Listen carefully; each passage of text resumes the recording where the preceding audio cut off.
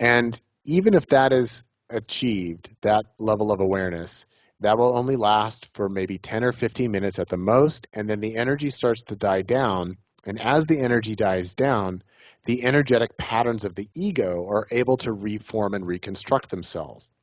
But usually at that point, as the ego comes back on, all of a sudden the person realizes, like, holy shit, I am tripping harder than I even thought it was possible to ever trip. What the hell is going on here? So that individuated sense of self starts to return.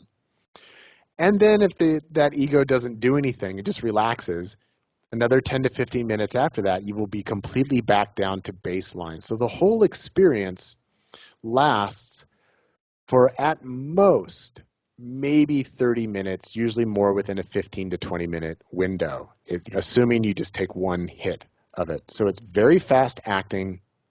It's incredibly powerful. And it, more so than any other psychedelic, seems to have the ability to just completely disrupt and dissolve the habitual patterning of the ego. Whereas most psychedelics, they just disrupt the patterning of the ego.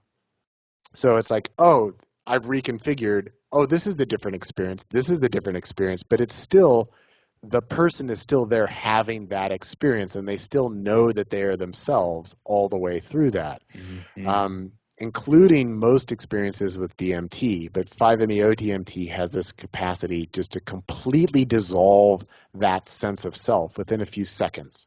So it's rather startling. And even when people have had decades of experience with psychedelics, they're still astounded the first time they have a 5-MeO experience, because it goes beyond what they think psychedelics can do.